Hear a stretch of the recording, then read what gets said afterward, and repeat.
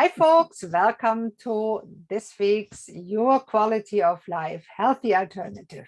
And today I'm extremely happy to have my friend Cathy Derksen on. Hi, Cathy. How are you today? Hello, hello. Hi, Christine. Thanks for having me. I'm great.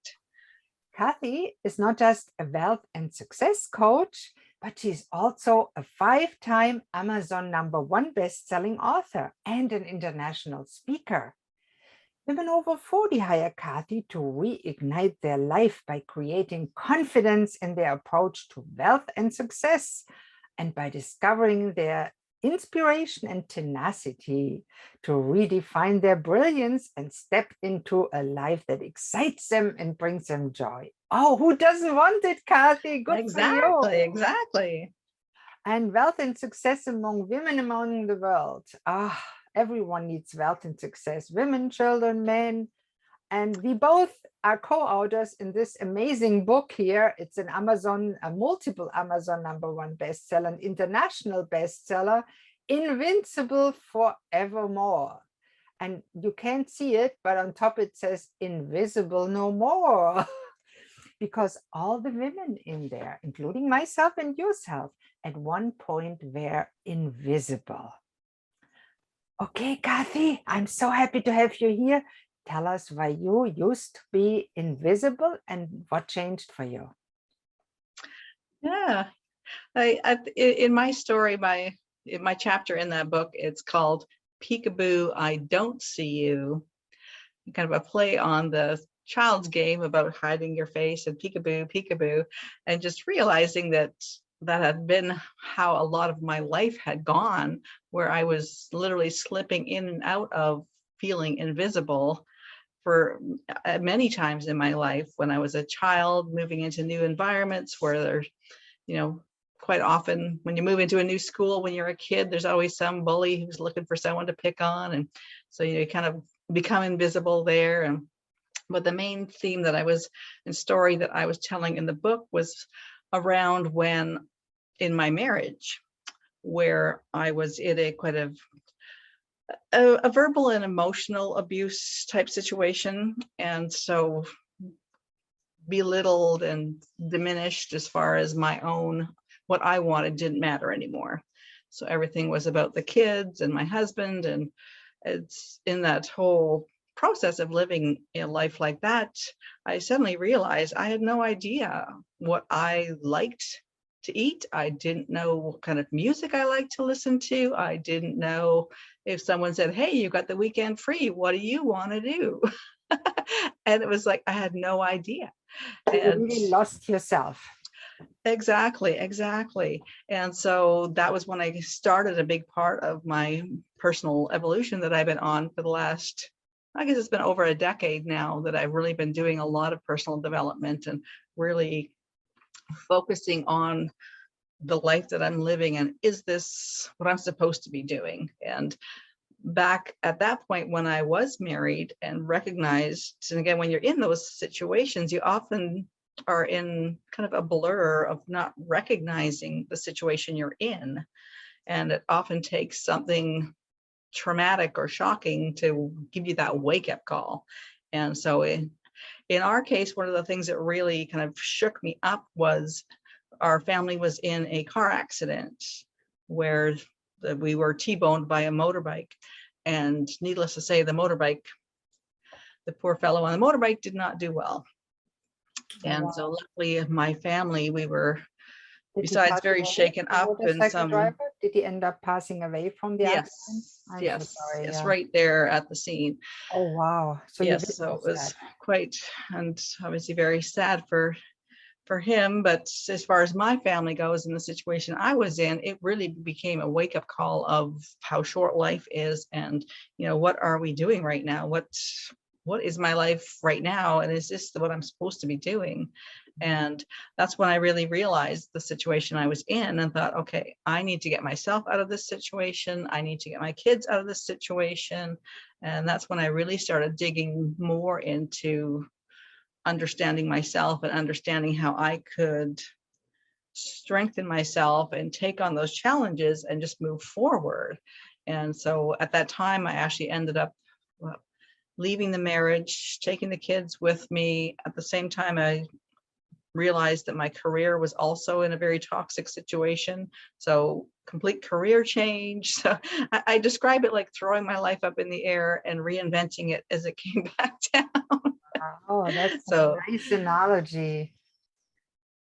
exactly. So that was one of my biggest invisibility to invincible phases that I talk about in the book. That is a real challenge to reinvent your life. How did you do it?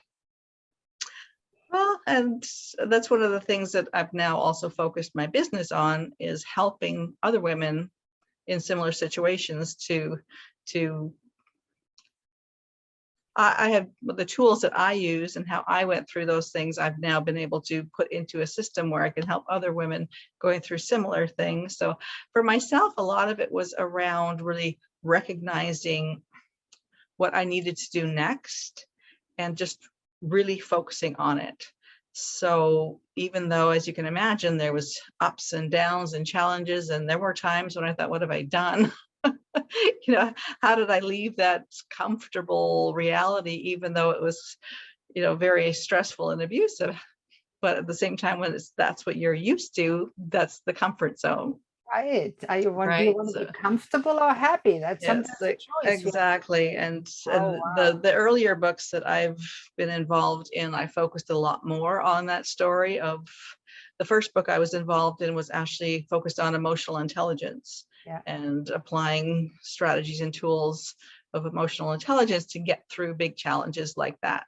Mhm. And that's actually also where the name of my company came from, was that time in my life when I was going through those big things. So inspired tenacity, to me, I love the word tenacity. To me, that's the key thing that we really need to just keep on going. But Now, that, tell me a little bit, for all those that may not be totally clear of what tenacity means. Explain it a little bit. That's a good word. I like it. yeah, to me, tenacity is really about knowing that there's challenges and knowing that it's not going to be an easy road, but just keep on going. So taking on challenges as they come up, moving forward, taking on the next one, moving forward, and not giving up, not letting other things, I mean, obviously, again, things move you back and forth, your path has to change, but just keep moving in the direction that you had planned. And so, and actually back when I was going through those early days of after my divorce and starting a new career, one of the other things that I talk about in my books is I actually had a little phrase that I used to, kind of like a mantra kind of thing, just to lift myself and give myself strength at times. And it was just chin up, keep moving. And I would literally say that to myself sometimes out loud, just chin up, keep moving, go now, just go. You know So, what does it for me? Where I love country music. You know, probably the song "When You're Going Through Hell, Just Keep Moving."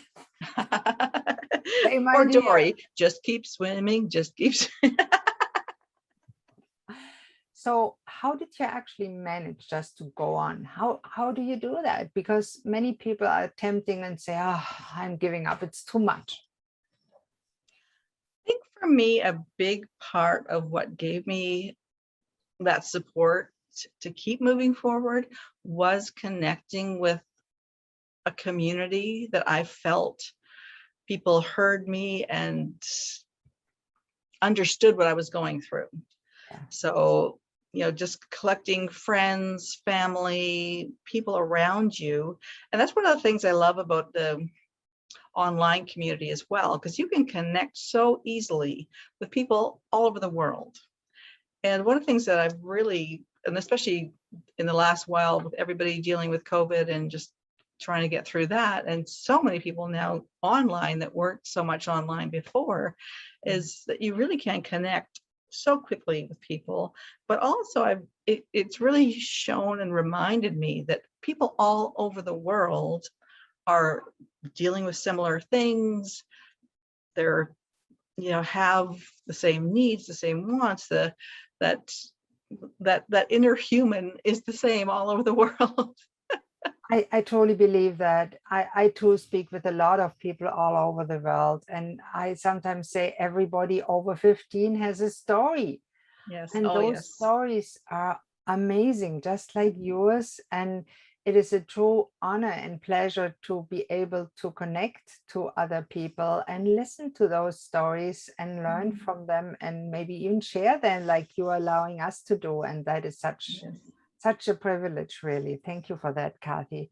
Tell us a little bit more about how you then morphed you to the woman you are today. Well, I've definitely continued on that path of personal development and really trying to dig deeper and understand why I'm here. What is my purpose? Why are we here? Why do we get up in the morning? It's like, what's that next thing that you really need to do? And I just really recognized that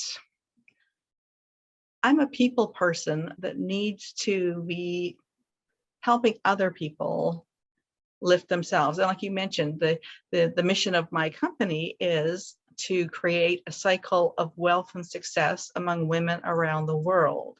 So to me, what that means is that my role, my calling here is to help other women get through big challenges, help other women to have the tools and the support they need to move forward in their life. And I find that the more I do that and the more I connect with other women's organizations that are doing those sorts of things as well, that it really just lifts the energy. It lifts the just the way and the inspiration to move forward and to continue, and so it kind of expands on itself. And with that cycle of wealth and success I refer to too, I see it becoming more like a web. So in my experience, as we help a woman to create a better situation for herself, improve where she's at, most women tend to reach out and then help somebody else do the same. So in my vision, it really becomes a web of I that like wealth the and idea of success. a web Mhm. because isn't that like a safety net where all of Exactly. us Yeah. lift each other up?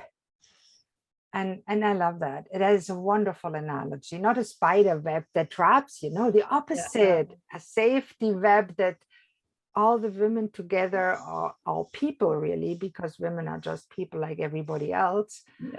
I Yes. happen Yes. I happen to have a husband, and I love him deeply, although he's not perfect. Am I? I always thought I was. I would say none of us are. No, No, really. we'd be But kind of I've had boring fun if we with were that too perfect. sometimes. Yeah, exactly. It is what would be really boring. But some people still think they are, and they have to go through challenges to learn maybe they're not. Yes, that is very true. Very true. Wow, it's really amazing, Kathy. And I love your focus on meaning and purpose. Isn't that something we all need to discover as we move on with our life and get older? Now, I turned 60 this year. And I know for me, my meaning and purpose is extremely important. That's what makes me get up in the Mm. morning. That was makes me want to do what I'm doing and share what I learned in my experience and world, and share it with others. And I found many, especially women, interesting that have the same drive, not so much for the money involved with it. Of course, we Yeah. need money No. to live, but Yeah. more for the impact, for the growth that we can have ourselves and also move forward and give to others. Exactly. Exactly. And that kind of is part of my story as well. So my original education and career, I actually worked in medical genetics. So I worked in medical genetics for 25 years. Interesting. And most of that was working in hospital labs. There was some public education as well, but mainly in hospital lab situations, analyzing chromosomes and fun stuff like that, but very isolated, right? So we really didn't have contact with other people. We just received specimens and processed them and sent out reports. Mm. Whereas I really came to realize that I'm a people person, and that job even though I love the field and I'm always curious about biology and genetics and things like that, but I recognize that I need to be in a situation where I am in direct contact with people, and that I am feeling that I'm being of service and helping other people move forward. So no, I think you're very right that so many of us, there's that need to have that purpose and to have that, why am I getting out of bed in the morning? You know, the purpose is really important for all humans, I think. I don't know if you probably read a lot of books because you're an author yourself, and authors tend to read a lot. And I know I myself do too, as an author myself. And one of the books that impressed me the most was Viktor Frankl's Man's Search for Meaning. I had the fortune in the 70s, before he died, when I was a medical student, Oh, to wow. hear it in Ulm in German. And sadly, I wasn't evolved enough to appreciate what an honor that was. I just went there, listened to it, and thought, wow, that's interesting. That was it. And later it came back to me. And when I read the book over again, I said, wow, I didn't realize what that man really went through. Yes, yes. And how strong a person he is. And his meaning and purpose, Man's Search for Me, it's one of the best books. I recommend it for anybody. I just wrote a book review on my website about it. It's an awesome book. It's a pretty small book, so it's not like it's not a big read. It's just a big thought. There's a lot impact. of thinking that needs Like to get many applied books, to. and I know your books are not that big, but I think they can have a big impact. Just like this little book, it's really not a very big book when you look on the side. It's not like Stephen King's. I mean, there are 600 pages. That's a hard read for many people that are ADD today. This has many chapters, and every of these women, like you, Cathy, has an incredible story of challenge and success over circumstances. Yes, and I've found with the books that I've been involved with that when I first started writing in these collaborative books, I guess it was more of a way for me to put my story out there, and in a way it's almost therapeutic to kind of go through your story and have to put it down on paper. And so at the beginning, I really hadn't realized what the impact was on other people reading the stories. And I've had so many women follow up and say, your story really helped me, or your story made me realize that, it's not just me, and that I can get through this and I can move on to the next thing. And so it's that ripple effect of sharing your story, and then it impacts other stories that really just kind of amplify out from there. It's really an amazing process to be involved in books like that. Yes, Cathy, and you're not just involved in those books, but you're really paying it forward by coaching women as a wealth and success coach, and helping them really live their best life and find that little spark in them, and the joy and the passion that we all need to really truly be the best we can be. Now, if somebody that's listening or watching the video wants to contact you, what's the best way to get to you and to maybe work with you? The simplest way is through my website. So it's just inspiredtenacity.com. And through there's links there to book a time to talk. There's information there about my different programs and about my books. So that's generally the quickest way. There's a link to my email there as well. So that's wonderful. And I'll make sure the video version will have a link under your image with your name.